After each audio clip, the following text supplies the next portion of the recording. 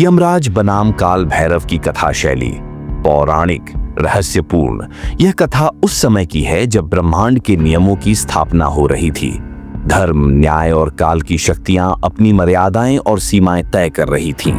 एक ओर थे यमराज, मृत्यु के देवता, धर्मराज, जो जीवों की मृत्यु के समय उनका न्याय करते हैं। दूसरी ओर थे काल भैरव, शिव का रौद्र रूप, जो काल के भी नियंत्रक हैं।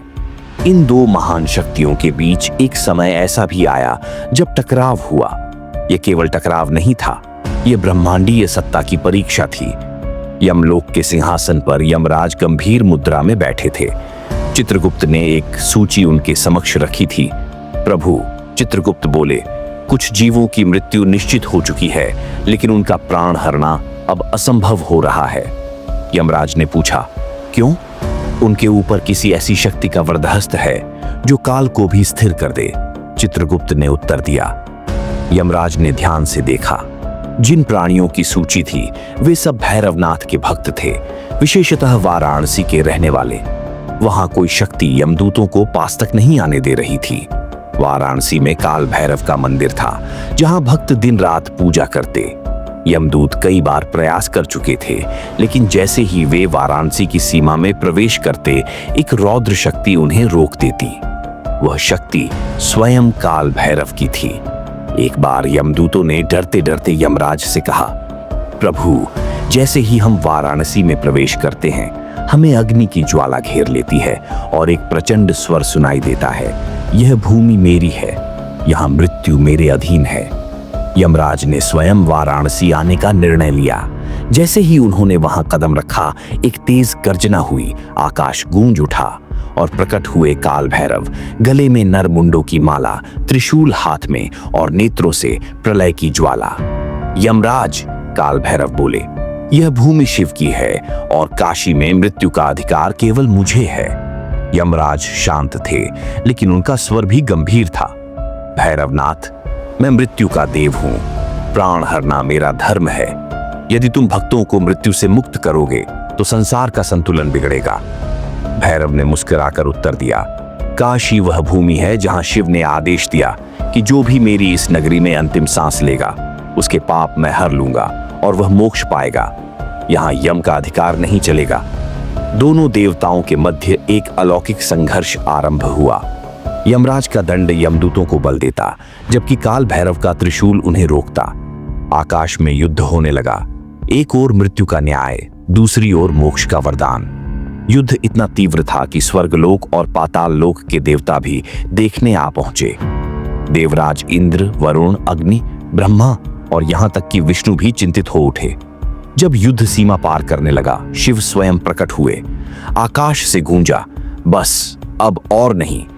शिव ने दोनों को रोका। यमराज, तुम्हारा धर्म सत्य है, लेकिन भैरव का कर्तव्य भी मेरे आदेश पर आधारित है।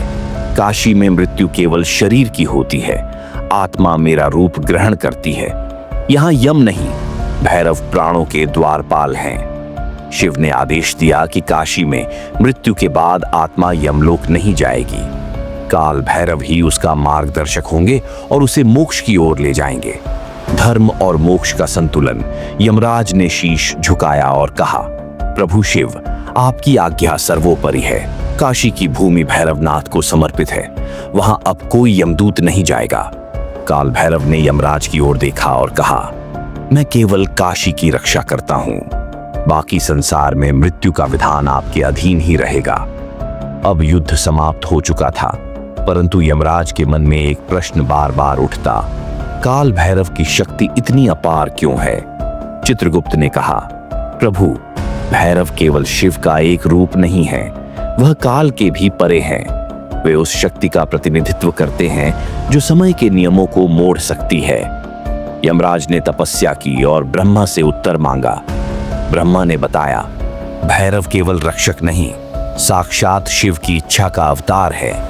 उन्हें शिव ने अपने क्रोध और करुणा से उत्पन्न किया ताकि वे धर्म की सीमाओं के पार जाकर भी सच्चे भक्तों की रक्षा कर सकें। काशी में पुनः जन्म एक राक्षस, जिसका नाम क्रूरवासुर था, ने एक दुर्लभ मंत्र के बल पर अमृता पाली थी। वह यमलोक तक जाकर आत्माओं को मुक्त कराने लगा। यमराज उसे रोक नहीं पाए क्योंकि वह काल भैरव के नाम का जाप करता था। यमराज ने फिर भैरव से सहायता मांगी। भैरव ने कहा, क्रूरवासुर ने शिव नाम का उपयोग किया है, परंतु उसके इरादे अधर्म से भरे हैं। ऐसे भक्त जो केवल शक्ति को छलने हेतु पूजते हैं, उन्हें काल स्वयं दंड देता है। भैरव ने अपना तीसरा नेत्र खोला और क्रूरवासुर जहां कहीं भी था, जलकर भस्म हो गया। यह पहली बार था जब काल भैरव ने किसी झूठे भक्त को स्वयं दंड दिया। इसके बाद भैरव ने यमराज से कहा, धर्म और मोक्ष में अब द्वंद्व नहीं रहेगा, हम साथ काम करेंगे। तुम उन्हें न्याय दोगे और मैं अंतिम मुक्ति। काशी के मंदिरों में भैरव की मूर्ति नहीं, उनकी उपस्थिति होती है। जो वहां जाता है वह केवल दर्शन नहीं करता, बल्कि उनकी शक्ति को महसूस करता है। भक्तों का विश्वास है, यदि कोई काशी में मृत्यु से पहले भैरव का नाम ले तो यमदूत भी उस आत्मा को छू नहीं सकते।